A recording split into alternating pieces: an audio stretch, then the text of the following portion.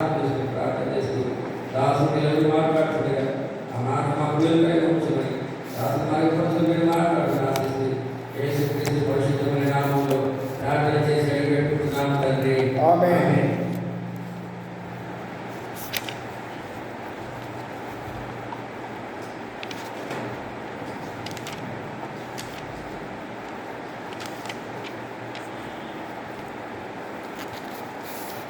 క్రీస్తునందు ప్రియమైన ద్వారా ప్రభు యేసుక్రీస్తు నామమున మీకు అందరికీ వందనాలు తెలియజేస్తున్నాను. ప్రకటన గ్రంథం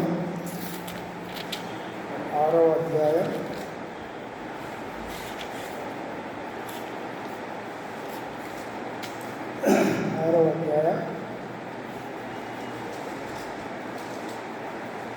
9 నుండి 11 వరకు మరొకసారి చదువుకుందాం. వారం ధ్యానం చేస్తున్నాము. మరి కొన్ని విషయాలు మనం మాట్లాడాలని ఆశిస్తున్నాం. దయచేసి ప్రకటన గ్రంథం 6వ అధ్యాయం 9, 10, 11. ఆయన 5వ ముద్రను విప్పినప్పుడు దేవుని వాక్యం నిమిత్తమును తామిచ్చిన సాక్ష్యము నిమిత్తమును వధింపబడిన వారి ఆత్మలను బలిపీఠము క్రింద సూచిస్తుంది. వారు నాథా, సత్యస్వరూపి, పరిశుద్ధుడా, ఎందాక తీర్పు తీర్చకయు మా రక్తము నిమిత్తము భూనివాసులకు ప్రతిదండన చేయకయు ఉండు అని బిగ్గరగా కేకలు వేసి తెల్లని వస్త్రం వారిలో ప్రతి వారికి ఇయ్యబడెను. మరియు వారి వలనే చంపబడబో వారి సహదాసుల యొక్కయు సహోదరుల యొక్కయు లెక్క పూర్తి అయ్యే వరకు ఇంకా కొంచెం కాలము విశ్రమింపబడని వారితో చెప్పబడింది. చిన్న ప్రార్థన చేసుకుందాం. కరుణా సంపన్నులైన మా ప్రియ పరలోకపు తండ్రి, పరిశుద్ధుడా, మీకు స్తోత్రములు వందనాలు చెల్లించుకుంటున్నాం. ఇదే నాయన ఈ రాత్రి వేళ తండ్రి బైబిల్ పారాయణ కొడుకులో ఆయన ప్రకటన గ్రంథంలోని చదువుకున్నటువంటి లేఖన భాగాన్ని మీరు గురించండి. నాయన సహాయం చేయండి. ఆయన మీరు మాట్లాడితే మాకు దేవుని విషయం కలుగుతుంది. నాయన సహాయం చేయమని ఇంతవరకు మీరు చేసినటువంటి మేలుని బట్టి మీకు స్తోత్రం చెల్లించుకుంటూ కొద్ది ప్రార్థన యేసుక్రీస్తు పేరిట ప్రార్థించి వేడుకుంటున్నాము తండ్రి. ప్రియమైన వాళ్ళగా మనము చదువుకున్నటువంటి యొక్క లేఖన భాగంలో పైన 4 ముద్రల సంగతి మనం చూసాం. మొదటి ముద్ర, 2, 3, 4 ముద్రలు. ఈ 4 ముద్రలు ఇవ్వినప్పుడు భూలోకములో సంభవించినటువంటి ఆ కార్యాలను మనం చూసాం. ఈ 5వ ముద్ర, 6వ ముద్ర విప్పినప్పుడు పరలోకంలో ఉన్నటువంటి సంగతులను యోహాను చూసినట్లుగా ఇక్కడ రాయబడింది. ముద్రలు విప్పినవాడు గొర్రెపిల్ల అంటే యేసుక్రీస్తు ప్రభువు. యేసుక్రీస్తు ప్రభు ముద్రలు విప్పినప్పుడు జరిగేటువంటి సంగతులు మనం చూసాం. ఇప్పుడు 5వ ముద్ర విప్పడం వల్ల కలిగినటువంటి ఫలితాలు మనం చూస్తున్నాం. ఈ యొక్క బలిపీఠము కింద ఉన్న ఆత్మలను చూస్తున్నాడు యోహాను భక్తుడు. బలిపీఠం క్రింద ఉన్నటువంటి ఆత్మలు వీరు ఏ కాలానికి చెందినవారు? వారు ఆత్మలని చదువుతున్నాం. అనగా వారికి ఇంకా పునరుత్థాన శరీరం రాలేదు. అంటే వారు సంఘానికి చెందినటువంటి వారు కాదు. ఎందుకంటే సంఘము 4వ అధ్యాయంలోనే మనం ఇదే ప్రకటన గ్రంథంలో కడబోర శబ్దం వినినప్పుడు పునరుత్థాన దేహముతో లేపబడి పరమందు సింహాసనముల మీద ఆసీనుడైనట్టు మనం చూశాం. నమ్మిన వారందరూ 4వ అధ్యాయంలో సంఘం ఎత్తబడింది. అప్పుడు మనం చూసాం కదా, అందరూ మరి పునరుత్థాన దేహంతో మరి పాత నిబంధన భక్తులు, క్రొత్త నిబంధన భక్తులు అందరూ చనిపోయిన వారందరూ పరదేశం నుండి కిందికి భూలోకానికి వచ్చి మృతులలో నుండి పునరుత్థాన దేహము మార్పు చెందుతారు. సజీవులుగా ఉన్నటువంటి వారు కనురెప్పపాటులో రూపాంతరం చెంది మహిమా దేహంతో లేకపోతే పునరుత్థాన దేహంతో మరి ఆసీనుడై ప్రభువుని ఎదుర్కొని పరలోకంలో సింహాసనాసీనైనట్టు మనము అక్కడ చూడగలం. 4వ అధ్యాయంలో మనం చూసాం, ఇక్కడ ధ్యానం చేసుకున్నాం. వీరు ఉన్నటువంటి ఆ యొక్క స్థలము బట్టి వీరు పాత నిబంధన భక్తులు కాదు. వీరు ఆ బలిపీఠం కింద ఉన్నటువంటి ఆత్మలను మరి యోహాను గారు చూశారు కదా. ఈ ఆత్మలు పాత నిబంధన భక్తులు కాదు. అట్లాగైతే వీరు 7 శ్రమల కాలములకు చెందినవాడుగా కనబడుతున్నారు. ఈ 7 ఉన్నటువంటి శ్రమలు ఎప్పుడు సంఘం ఎత్తబడిన తర్వాత మరి 7 కాలంలో ఉన్నటువంటి ఈ యొక్క ఈ భక్తులు ఈ యొక్క ఆత్మలు అని మనం చూస్తున్నాం.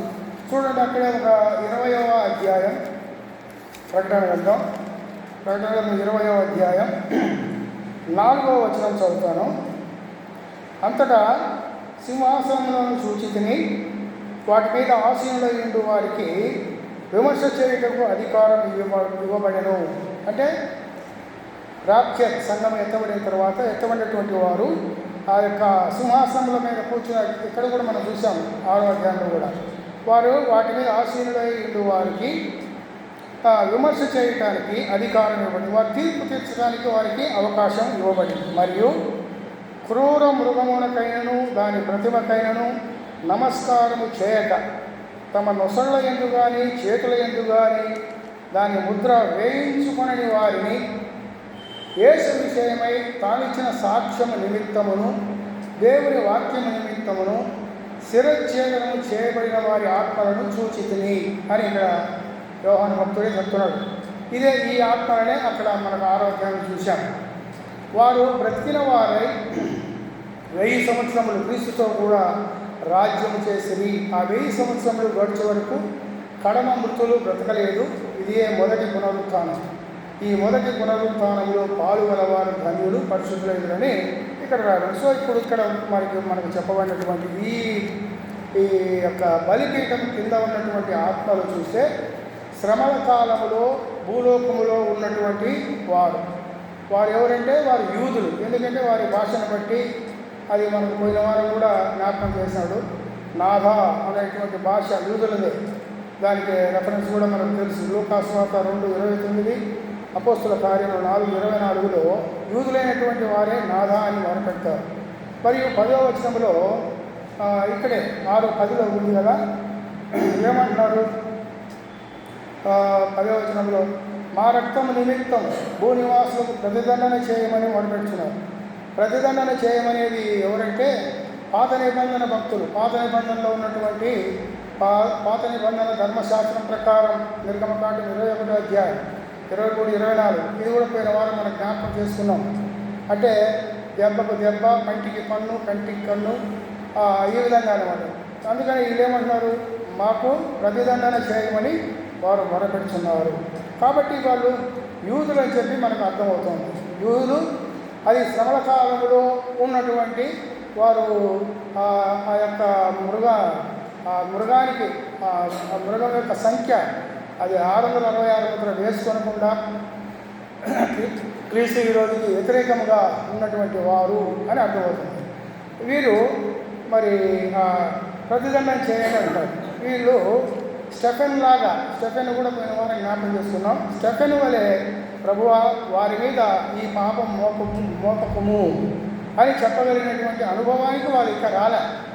వాళ్ళు అదనమాట, వాళ్ళు యూదులు, వారు ప్రతిదండన చేయమని కోరుకుంటున్నారు. అయితే స్టెఫెన్ అయితే వారి మీద ఈ పాపం మోపకము అని చెప్పగలిగినటువంటి అనుభవంలోకి వారు రాలేదు కనుక వారు పాత నిబంధనలోని ధర్మశాస్త్రాన్ని బట్టి ప్రతిదండన చేయమని ప్రార్థిస్తున్నారు. కాబట్టి వాళ్ళు యూదులు అని తెలిసింది మనకు. అది శ్రమల కాలంలో మరి మారు మనసు పొంది రక్షింపబడినటువంటి యూదులు. తర్వాత వారు హతసాక్షులు అవ్వడం కారణం ఏంటి? హతసాక్షులు అవ్వడం దేవుని వాక్యం నిమిత్తము వధింపబడిన వారి ఆత్మలని మనం ఇక్కడ చదువుతున్నాం. దేవుని వాక్యం నిమిత్తం మరణము ఒకరిని హతసాక్షినిగా చేయదు. ఒకడు మరణించాడంటే ఆ మరణం వల్ల వాడు హతసాక్షి అని చెప్పలేము. అయితే వాడు ఏ కారణాన్ని బట్టి మరణించాడో అది వాడిని హతసాక్షి అని చెప్పడు. ప్రభు కోసము కాలం మరణించాడనుకో వాడు హతసాక్షి అని చెప్తారు. అందరూ కాదు. శ్రమల కాలంలో చాలామంది మరి మరణించారు. అయితే అందరినీ హతసాక్షి అనలేము. కాబట్టి పైన చెప్పినటువంటి 4 ముద్రల సమయంలో మరణించిన వారందరూ హతసాక్షులు కాదు. వారి హతసాక్ష్యమునకు కారణము ఏంటి? అక్కడే చెప్తున్నాడు కదా, దేవుని వాక్యం బోధించుట, క్రీస్తుని గూర్చి సాక్ష్యం ఇచ్చుట. క్రీస్తు విరోధి ప్రతిమకు నమస్కరింపకుండా ఉండటం. ఆమె ప్రకటన గ్రంథం 13:15 చూడండి. ప్రకటన 13:15. మరియు మరియు ఆ మృగము యొక్క ప్రతిమ మాట్లాడునట్లును ఆ మృగము యొక్క ప్రతిమకు నమస్కారం చేయని వారిని హతము చేయనట్లును ఆ మృగము యొక్క ప్రతిమకు ప్రాణమిచ్చుటకై దానికి అధికారం ఇవ్వబడను. కాగా కొద్దివారు కానీ గొప్పవారు కానీ ధనికులు కానీ దరిద్రులు కానీ స్వతంత్రులు కానీ దాసులు కానీ అందరూ తమ కుడి చేతి మీదనైనను తమ నొసటి అందైనను ముద్ర వేయించుకున్నట్లు ఆ ముద్ర అనగా ఆ మృగము పేరైనను దాని పేట సంఖ్య అయినను కలవాడు తప్ప క్రయ విక్రయములు చేయుటకు వారికి ఎవరికి అధికారము లేకుండానట్లును అది వారిని బలవంతం చేసి బుద్ధి గలవాడు మృగం యొక్క సంఖ్యను లెక్కింపలేము. అది ఒక మనుషుని సంఖ్యే. ఆ సంఖ్య 666. కాబట్టి దీనికి ఈ యొక్క క్రూర మృగమైనటువంటి క్రీస్తు విరోధి యొక్క ముద్ర వేయించుకొనకుండుట వలన వారికి శిరచ్ఛేదనం చేయబడింది. శిరచ్ఛేదం అదే మనం ఈనా చదివాం కదా, ప్రకటన 20వ అధ్యాయం 4వ వచనం. వారికి అందువలన వారి దేహములు భూలోకంలో ఉండిపోయినాయి, వారి దేహాలు, కానీ వారి ఆత్మలు బలిపీఠం కింద ఉన్నాయి. వారి ఆత్మలు బలిపీఠం కింద ఉన్నాయి, పరలోకంలో బలిపీఠం. వారు యూదులని మనం చూసాం కదా. మొదటి 4 ముద్రల కాలంలో వాళ్ళు ఏమంటే క్రీస్తు విరోధి యొక్క వశంలో ఉన్నారు. వాళ్ళు ఆ 4 ముద్రల పైన మనం చెప్పాం కదా, ఇది 5వ ముద్ర. వాళ్ళు క్రీస్తు విరోధి యొక్క వశంలో ఉన్నారని దానియేలు గ్రంథం 7:25 చూడడం మాట. దానియేలు గ్రంథం 7వ అధ్యాయం 27వ వచనం. 7:25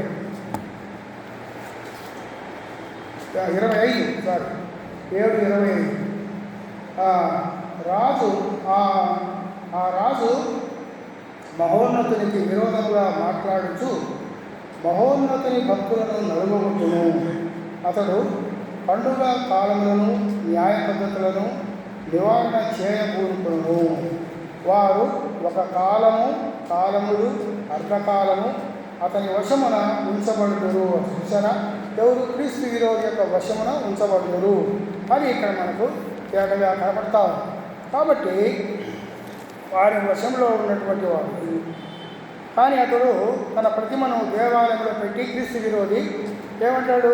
పూజించమని చెప్పినప్పుడు అతడు క్రీస్తు కాదని చెప్పి వీరంతా తిరుగుబాటు చేసి మెస్సియా అయినటువంటి క్రీస్తు ఇదివరకే వచ్చాడు, వారు ఆయనను సిలువ వేశారు అని చెప్పి తెలుసుకొని మెస్సియా మరలా రానన్నాడని ఎరిగి ఆ మొదటి 4 ముద్రలో వచ్చినటువంటి శిక్షలు శక్తివంతుడైనటువంటి దేవుడు న్యాయంగానే వారికి పంపాడని, ఆయనను నమ్మిన వారు పైకెత్తబడతారని, సువార్త విని నమ్మని వారిని న్యాయమూర్తి అయిన యేసు ప్రభు కఠినంగా న్యాయంగా మరి శిక్షిస్తాడని చెప్పి సాక్ష్యం ఇచ్చారు. అది వారిచ్చిన సాక్ష్యం. అదే కదా అక్కడ రాబడింది. వారు దానివల్ల దేవుని వాక్యం నిమిత్తం తాను ఇచ్చిన సాక్ష్యం అంటే ఇదే సాక్ష్యం. అందును బట్టి వారు వధింపబడ్డారు. క్రీస్తు విరోధి ముద్ర వేయించుకొనక ఎదురించి మెస్సియా వస్తాడని సాక్ష్యం ఇచ్చారు. కనుకనే హతం చేయబడ్డారు. వారి ఆత్మలు పరలోకంలో బలిపీఠం క్రింద ఉన్నది. వీరింకా పునరుత్థాన దేహాన్ని ధరించుకోలేదు. వారు పునరుత్థాన దేహాన్ని ధరించుకోలేదు. కనుక వారు ఆత్మలుగానే ఉన్నారు అక్కడ. అది తర్వాత వారున్న స్థలము మనం చూసినట్లయితే వారు ఎక్కడున్నారు? వధింపబడిన వారి ఆత్మలను బలిపీఠం క్రింద బలిపీఠం క్రింద చూశాను అని యోహాను భక్తుడు చెప్తున్నాడు 9వ వచనంలో. ఈ బలిపీఠం చూస్తే ఇది భూలోక వస్తువులతో చేయబడినటువంటిది కాదనమాట. భూలోక సంబంధమైనటువంటి బలిపీఠం కాదు ఈ యొక్క బలిపీఠము. ఇది పరలోకమందు ఉన్నటువంటి బలిపీఠం, అసలైన బలిపీఠం. నిజమకు దేవాలయము పరలోకంలో ఉంది. దేవాలయపు వస్తువులు కూడా పరలోకంలో ఉన్నాయి. ప్రకటనలో అక్కడే చూడండి 11:19 ఆ మాట రాయబడింది. 11:19 మరియు పరలోకమందు దేవుని ఆలయము తెరవబడిగా. చూసారా, దేవుని ఆలయం పరలోకంలో ఉంది. దేవుని నిబంధన మందసము ఆయన ఆలయములో కనబడెను. అప్పుడు మెరుపులు, ధ్వనులు, ఉరుములను, భూకంపము, ఒక వడగండు పుట్టెను అని రాదు. ఆ యొక్క పరలోకములో ఒరిజినల్ అసలైనటువంటి దేవాలయం ఉంది. అందుకే భూలోకంలో మనం చూసినట్లు ఒక ఇంతకుముందు నిర్గమకాండంలో చూస్తే అక్కడ ఏమైంది, నిర్గమకాండంలో మోషే నిర్మించాడు ఒక గుడారం. మోషే నిర్మించినటువంటి గుడారం పరలోకమందు ఉన్నటువంటి వస్తువుల ఛాయారూపకమైన గుడారం. అది ఛాయ, భూలోకంలో నిర్మించింది ఛాయ, పరలోకంలో ఉన్నది ఒరిజినల్. అందుకే చూడండి హెబ్రీ పత్రిక 8వ అధ్యాయం, హెబ్రీ పత్రిక 8:5, 8వ అధ్యాయం 5వ వచనం చూస్తే, మోషే గుడారము అమర్చబోయినప్పుడు కొండ మీద నీకు చూపబడిన మాదిరి చొప్పున సమస్తమును చేయుటకు జాగ్రత్త పడుము అని దేవుని చేత హెచ్చరించబడిన ప్రకారము ఈ యాజకులు పరలోక సంబంధమగు వస్తువుల ఛాయారూపకమైన గుడారమునందు సేవ చేయుదురు. ఇది మోషే నిర్మించినటువంటి గుడారము, ఇది ఛాయారూపకమైనటువంటి గుడారము. అసలైనటువంటి ఆ దేవాలయము పరలోకములో ఉన్నది. అదే దేవుని చేత హెచ్చరింపబడిన దేవుడే చెప్పాడు, మోషే నేను నీకు కొండ మీద చూపించబోయేటువంటి ఆ నమూనా చొప్పున మాత్రమే నువ్వు చేయాలా అని చెప్పాడు. కాబట్టి ఇక్కడ పాత నిబంధన కాలంలో ఉంచబడినటువంటి దహన బలి పశువుల రక్తము, ఆ యొక్క రక్తశేషం మిగిలిందనుకోండి, అది బలిపీఠం యొక్క అడుగున పోయాలి యాజకులు. చూడండి ఒక మాట, లేవీకాండం 4:7, లేవీకాండం 4:7లో ఏమనింది, లేవీకాండం 4:7, అప్పుడు యాజకుడు ప్రత్యక్ష గుడారములో యెహోవా సన్నిధినున్న సుగంధ ద్రవ్యముల ధూపవేదిక కొమ్ముల మీద ఆ రక్తములో కొంచెం చమిరి ప్రత్యక్షపు గుడారం యొక్క ద్వారమునున్న దహన బలిపీఠము అడుగున ఆ కోడ యొక్క రక్తశేషమంతయు పోయేవలను. యాజకుడు ఆ యొక్క బలిపీఠం యొక్క అడుగున పోయారు. అక్కడ చేయవలసింది చేసి ఆ శేషము, రక్తశేషాన్ని ఆ బలిపీఠం అడుగున పోయాలి. అలాగే దేవుని కోసం సాక్ష్యం ఇచ్చి ప్రాణాలు అర్పించినటువంటి హతసాక్షుల యొక్క ఆత్మలు పరలోకపు బలిపీఠం కింద ఉన్నవి అని మనం గ్రహించాలి. ఇక్కడ ఈ లోకంలో పరలోక నమూనాతో మోషేకు చెప్పాడు, నిర్మించుకున్నారు. అయితే పరలోకంలో ఆ బలిపీఠం కింద ఈ ఆత్మ ఉంది. ఒకసారి మనము భక్తుల యొక్క ఆత్మలు ఆయా కాలాల్లో ఆయా స్థలంలో ఉన్నట్లు దైవ గ్రంథంలో మనం చదవగలం. పాత నిబంధన భక్తుల ఆత్మలు పాతాళంలో ఒక భాగంలో ఉన్నట్టు ఆ భాగమే అబ్రహాము రొమ్ము మరియు పరదేశ్ అని కూడా పిలుస్తారు. పాతాళంలో 3 భాగాలు ఉన్నాయి. పాతాళంలో 3 భాగాలు. అది మనకి ఎట్లా తెలుసు అంటే, యేసు ప్రభు చెప్పినటువంటి ఉపమానం లూకాసు వార్త 16వ అధ్యాయం 22-26లో తెలిసింది. అదేంటి, లాజరు ఉన్నటువంటి స్థలము, భక్తులు ఉన్నటువంటి స్థలం. పాత నిబంధన భక్తులందరూ కూడా లాజరు ఉన్నటువంటి స్థలంలో ఉంది. అక్కడ ఏంటి, అక్కడ నెమ్మది ఉంది. ధనవంతుడు ఉన్నటువంటి స్థలము, పాపాత్మ ఉన్న స్థలము పాతాళం. పాతాళంలో ధనవంతుడు, పాతాళంలో నేను యాతన పడుతున్నాను కదా, అక్కడ అవిధేయులైనటువంటి పాపులు అగ్నిజ్వాలలో యాతన పడుతున్నారు అని మనం లూకాసు వార్తలో చెప్పినటువంటిది, మనకు తెలిసినటువంటిది. మధ్యలో మహా అగాధం ఒకటి ఉంది. ఒకరినొకరు కనపడతారు కానీ దాటి రావడానికి వీలు లేదు. ఇద్దరు చూస్తుంటారు, కనపడుతుంటారు. ధనవంతుడు చెప్పాడు కదా, అన్నీ ఉన్నాయి. పాత నిబంధన భక్తులు అబ్రహాము రొమ్ము అనబడినటువంటి స్థలంలో ఉన్నారు. అందుకనే ఆదికాండం 37వ అధ్యాయం 35వ వచనంలో మృతుల లోకానికి అంటే అనగా నా కుమారుడి దగ్గరికి చూడండి ఒక మాట, ఆదికాండం 37 యాకోబు చెప్తాడు అంగలారుస్తూ ఏమంటాడు, 37, 35 ఆదికాండం 37వ అధ్యాయం 35వ వచనం. అతని కుమార్తెలందరూ అతన్ని ఓదార్చుటకు యత్నం చేశారు. అయితే అతడు ఓదార్పు పొందనులక నేను అంగలార్చుచు మృతుల లోకములకు నా కుమారుని యొద్దకు వెళ్ళేదని చెప్పి అతని తండ్రి అతని కోసము ఏడ్చెను అన్నటువంటి మాట. మృతుల లోకం, పాతాళానికి మరి ఒక పేరు మృతుల లోకము అనేటువంటి పేరు. ఆ మృతుల లోకంలో 3 భాగాలు. ఒకటి అబ్రహాము రొమ్ము లేక నెమ్మది గల స్థలము, రెండవది పాతాళము లేక పాపాత్మలు ఉన్నటువంటి స్థలము, మధ్యలో అగాధము. ఇది లాస్ట్లో ఆ యొక్క అపవాదిని ఈ యొక్క అగాధంలో బంధించి తాళం వేస్తాడని చెప్పి ఇంకా ముందు ఉంటుంది ప్రకటన గ్రంథంలో రాయబడి. కాబట్టి మృతుల లోకం నా కుమారుని యొద్దకు వెళ్తాను. మృతులు లోకం అనగా పాతాళ లోకం. ప్రకటన గ్రంథం 20:13 పాతాళ లోకానికి కొత్త తర్జుమా అదే చెప్పారనమాట. అదే మృతుల లోకం అని పాత తర్జుమాలో ఉంది. కొత్త తర్జుమాలో పాతాళ లోకం అని ఉంది. పాత దాంట్లో అది మృతుల లోకము అని అక్కడ రాయబడింది. 20:13 ప్రకటన గ్రంథం 20:13 సముద్రము తనలో ఉన్న మృతులను అప్పగించెను, మరణమును పాతాళ లోకమును వాటి వశములనున్న మృతులను అప్పగించెను. ఇదనమాట పాతాళం. కనుక పాత నిబంధనటువంటి భక్తులు పాతాళంలో ఒక భాగంలో ఉన్నారు. అదే ఒక భాగంలో అదే అబ్రహాము రొమ్ము లేక నెమ్మది లేక స్థలము, ఆ అగాధము, ఒకటి పాపాలు. అయితే యేసుక్రీస్తు ప్రభువు ఆయన మరణించి సమాధి చేయబడి తిరిగి లేచినప్పుడు ఆయన ఏమైంది, మరణించినప్పుడు క్రింది యొక్క అడుగు భాగం పోయి అక్కడ ఉన్నటువంటి పరదేశం తీసుకొని పరలోకం పెట్టాడు. చూడండి ఆ మాట అక్కడ రాయబడింది. ఎఫ్ఎస్సి పత్రిక, అపోస్తలుడైన పౌలు ఎఫ్ఎస్సిలోకి రాసిన పత్రిక. ఇది కొంచెం నిదానంగా బాగా చదివి అర్థం చేసుకుంటే చాలా బాగుంటుంది.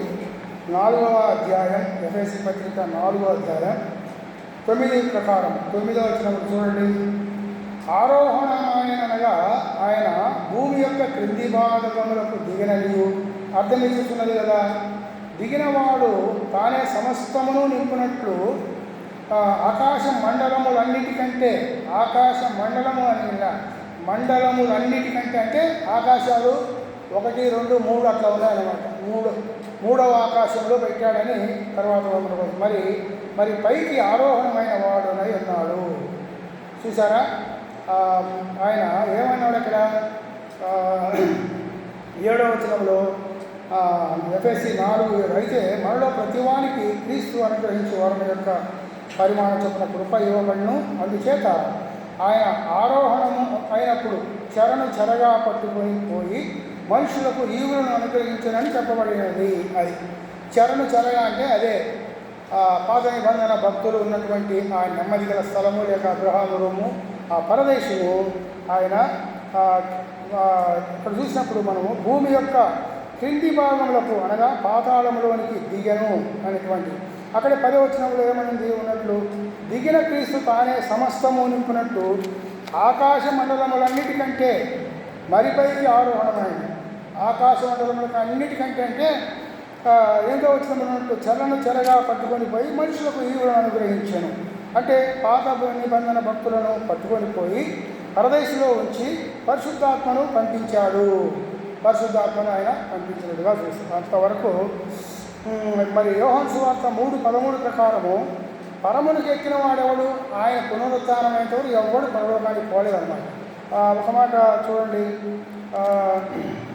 యోహాను సువార్త 3:13 యోహాను సువార్త 3:13లో అక్కడ ఏమనిందంటే పరలోకమునకు ఎక్కిపోయిన వాడెవడు 3:13 మరియు పరలోకమునకు దిగి వచ్చిన వాడే అనగా పరలోకంలో ఉండు మనుష్య కుమారుడే తప్ప పరలోకమునకు ఎక్కిపోయిన వాడెవడూ లేడు. పరలోకానికి అప్పటి వరకు ఎవరు ఎక్కిపోయిన వాళ్ళు ఎవరు లేరన్నమాట. ఇప్పుడు భక్తులు పరదేశ అనేటువంటి స్థలంలో ఉన్నారు. ఈ పరదేశం 3వ ఆకాశంలో ఉన్నదని 2వ కొరింథీ చూడండి. 2వ కొరింథీ పత్రిక 12వ అధ్యాయం 2:3లో 2వ కొరింథీ చూసుకుంటే బాగుంటుంది. 2వ కొరింథీ 12వ అధ్యాయం 2-3 వచనాలు చూడండి. క్రీస్తు నందున్న ఒక మనిషిని నేను ఎరుగుదును, అతడు 14 సంవత్సరముల కిందట 3వ ఆకాశమునకు కొనిపోబడెను. చూసారు ఇక్కడ ఏమంటే 3వ ఆకాశం. అయితే యేసుక్రీస్తు ఆకాశ మండలానికి వచ్చినప్పుడు మరి ఆయన 2వ రాకడలో ఫస్ట్ ఆకాశ మండలానికి వస్తాడు కదా యేసుక్రీస్తు ప్రభు.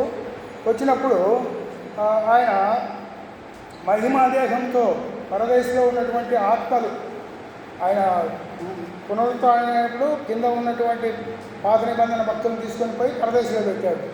ఆ దొంగతో కూడా నేడు నీవు నాతో కూడా పరదేశంలో ఉండు అని చెప్పి ఆ పక్కన దొంగతో కూడా చెప్పారు. ఉండు అంటే అది ఇక అక్కడ ఉంటాము అన్నటువంటి ఇదనమాట. కాబట్టి చనిపోయినటువంటి వారు ఇప్పుడు మనం చూసినట్లయితే పరదేశంలో ఉన్న ఆత్మలు కూడా మరి అలాగే కిందికి వచ్చి భూలోకానికి వచ్చి మహిమా దేహంతో అంటే పునరుత్థాన దేహంతో ప్రభువుని ఎదుర్కొంటాము. అప్పుడు పరదేశం కూడా ఖాళీ అయిపోయింది అనమాట. ఇంకా అందరూ పాత నిబంధన భక్తులు కొత్త నిబంధన భక్తులు పరదేశం ఖాళీ అయిపోయి కిందికి వస్తారు. అక్కడ మరి అందరూ మార్పు చెంది ప్రభువుని ఎదుర్కొనడానికి పోతారు. వారి తర్వాత సజీవులుగా ఉన్నటువంటి మనం కూడా మార్పు చెందుతాము, వారితో పాటు ప్రభువుని ఎదుర్కొంటాము. కాబట్టి అప్పుడు పరదేశం కూడా ఖాళీ అయిపోయింది. అందువలన 7 ఏళ్ల శ్రమల కాలంలో వీళ్ళు హతసాక్షులైనారు. వీళ్ళు భక్తులు, వీళ్ళ యొక్క ఆత్మలు పరలోకంలో ఉన్నటువంటి బలిపీఠము కింద చూస్తున్నాం. 3 కాలాల్లో ఉన్నటువంటి భక్తులు 3 స్థలాల్లో ఉండటం చూస్తాం. మనకు అర్థమైంది అనుకుంటా. పాత నిబంధన భక్తులు భూమి క్రింద ఉన్నటువంటి పరదేశంలో వాళ్ళు అప్పుడు ఉన్నారు. ఎప్పుడైతే యేసుక్రీస్తు ప్రభు చనిపోయి పునరుత్థానుడైనాడో అదే రోజు ఆయన కింద నుండి ఆ పరదేశం తీసుకొని పరలోకంలో పెట్టాడు, 3వ ఆకాశంలో. ఇప్పుడు మనం చూసేట్టుగా అప్పటి వరకు అందుకే మరి యోహాను సువార్త చదివాం. ఏమని? పరలోకమునికి ఎక్కినవాడు ఎవడు అంటే ఎవరు లేరు. అప్పటి వరకు ఎవరు పోలే. ఆ యేసుక్రీస్తు ప్రభువే మరి పోయినట్టుగా చూస్తాం. తర్వాత ఇంకా మనం చూస్తే వారి యొక్క స్థితి ఎట్లా ఉంది, ఎవరు ఆ ఆత్మలను చూశానని చెప్పి మనం చదువుతున్నాం. ఆత్మకు ఏమంటాయి? ఎముకలు మాంసము ఉండదు. లూకాసు వార్తలో ఆ మాట రాయబడింది. ఎమ్మాయి గ్రామానికి మరి ఆ యొక్క ఇద్దరు మాట్లాడుకుంటూ పోయినప్పుడు వారు భూతం అనే దానికి మారుపేరుగా తర్జుమా ఏమైందంటే ఆత్మ అనేది కింద దాంట్లో చూస్తామా ఒకసారి. 24 లూకాసు వార్త 24:39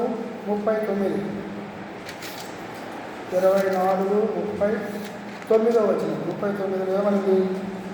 నేనే ఆయనను అంటకు నా చేతులను నా పాదములను చూడుడి, నన్ను పట్టి చూడుడి, నాకున్నట్టుగా మీరు చూస్తున్న ఎముకలు మాంసమును భూతమును ఉండవని చెప్పి అనగా పైన చూడండి ఎక్కడ అయితే 37వ వచనం. అయితే వారు దిగులు పడి భయాక్రాంతులై భూతము తమకు కనపడిన తలంచి భూతము అని ఒకటేసారు. కింద మూల భాషలో ఏముంది? ఆత్మ అని రాయాలి. కాబట్టి ఇప్పుడు ఆత్మకు ఏమనుంది? ఎముకలు మాంసము అవి ఉండవు, మీరు చూడు అని చెప్పి ప్రభువే చెప్పినట్టుగా అక్కడ కనపడతారు. కాబట్టి ఇక్కడ మనం ఈ లోకంలో ఆత్మలు మనకు కనపడవు ఆత్మలు, కానీ యోహానుకు బలిపీఠం క్రింద కనపడ్డాయి అనేవి. మరణించినటువంటి వారికి వారికి ఉనికి లేదు, ఏమి లేదు అని అంటారు, కానీ స్మృతి లేదంటాం. కానీ అది వాక్యానుసారమైనటువంటిది కాదు. చనిపోయిన వారు ఇంకా ఏం లేదు మౌన స్థితిలో ఉంటారని కొంతమంది, అట్లా కాదు. మరణానికి పునరుత్థానానికి మధ్య ఒక స్థితి ఉంది. మరణించిన తర్వాత పునరుత్థాన దేహం అప్పుడే రాదు. ఎప్పుడు ప్రభు వచ్చినప్పుడు అది వస్తుంది. ఈ మధ్యలో ఉన్నటువంటి ఒక స్థితి ఉంది. అది ఏంటి? అది గుర్తుపట్టలేనటువంటిది, తెలివిలేని స్థితి కాదు. తెలివి లేదు దానికి అని అనుకోవడానికి వీల్లేదు.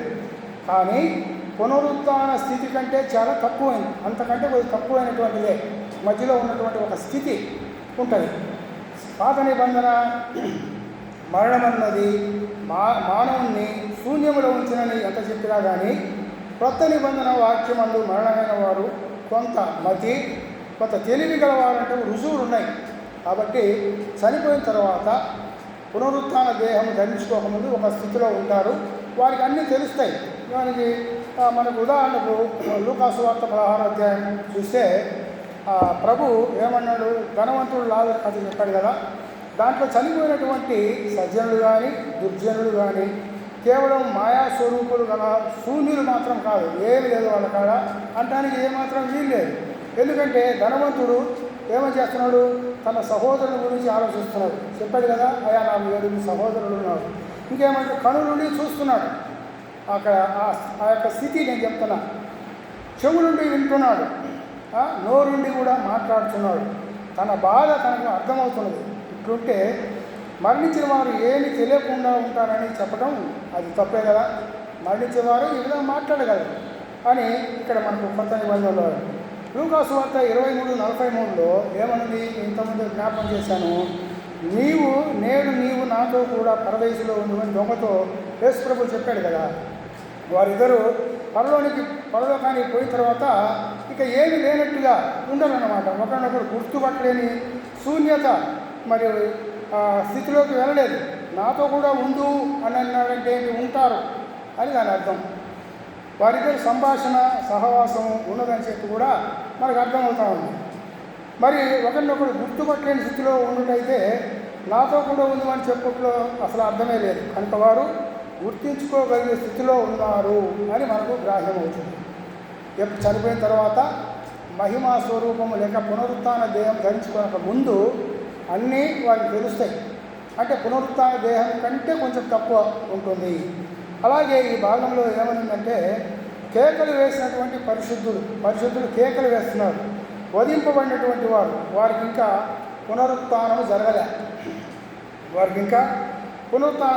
అయినా కానీ యోహాను వారిని చూశాను, వారి కేకలు కూడా వినపడ్డాయి. వారి కేకలు వేశారు అని మన ఇక్కడ రాయబడి. ఇదంతా శరీర మరణానికి పునరుత్థానమునకు మధ్య ఉన్నటువంటి వాస్తవికంగా జరిగినటువంటి ఒక వృత్తాంతం. అది మనకు దేహం లేకపోతే వస్త్రములతో పని ఏముంది అసలు? ఇప్పుడు ధనవంతుడు చక్కగా అన్నీ చూస్తున్నాడు. లాజరు యొక్క చిరిగిన వేరు అంటున్నాడు, సహోదరుడు ఉన్నారు అంటున్నాడు, తన కలిగే బాధ తెలుస్తూ ఉంది. ఇవన్నీ చూసినప్పుడు గుర్తించుకోగలగటం ఉంది. కనులుడి చూస్తున్నాడు, నోటితో మాట్లాడుతున్నాడు. లాజరు చిటికిన వేలు ఉంది అని కూడా తెలుసు. ధనవంతునికి నాలిక ఉంది, నా నాలిక మీద అన్నాడు కదా. అలానే మరి బలిపీఠం క్రింద ఉన్నవారికి వస్త్రాలు కూడా మరి ఇచ్చినట్టుగా ఇవన్నీ తలంచినప్పుడు మరి పునరుత్థాన దేహానికి ముందుగా ఏదో ఒక తాత్కాలికమైన దేహం ఉంది అని బైబిల్ పండితులు చెప్తా ఉన్నారు.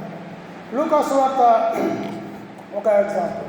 లూకా సువార్త 9వ అధ్యాయము 29, 30, 31 తీయకుండా పర్వాలేదు, వినండి.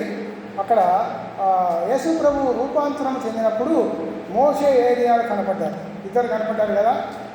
పేతురు వెంటనే అయ్యా మీకొకటి మరి పేతురుకి పేతురు మోషేకు ఏలియాకు ఒక పర్ణశాల వేస్తాను, ఇక్కడ ఉండటం బాగుంటుంది అన్నటువంటి చూస్తారు. కాబట్టి వారు మహిమతో కనపడ్డారు. ఎవరు? మోషే ఏలియా మహిమతో కనపడ్డారు. పేతురు మోషే అని ఏలియాను గుర్తుపట్టాడు. మోషే చెప్పాడు కదా. పేతురు చెప్పాడు కదా. పేతురు మోషే ఏలియాను గుర్తుపట్టగలిగినట్టు వారు అవయవంతో ఉండాలి. మరి అవయవాలు లేకపోతే గుర్తుపట్టలేరు కదా. ఎవరు? పేతురు. కాబట్టి వారు అవయవాలతో ఉన్నారు. వారు ఇంకా మాట్లాడుతున్నారు. ఎవరు? మోషే ఏలియాలు మాట్లాడుతున్నారు ప్రభుతో. వారు ఇంకా పునరుత్థాన దేహం రాలే వారికి కూడా. ఎవరికి? మోషే ఏలియా. ఎందుకంటే వారికి పునరుత్థాన దేహాలు వచ్చి ఉంటే అపోస్తుల కార్యములు చూడండి ఒక మాట 26, 22. అపోస్తుల కార్యములు 26, 22లో ఒక మంచి మాట అక్కడ రాయాలి. అపోస్తుల కార్యములు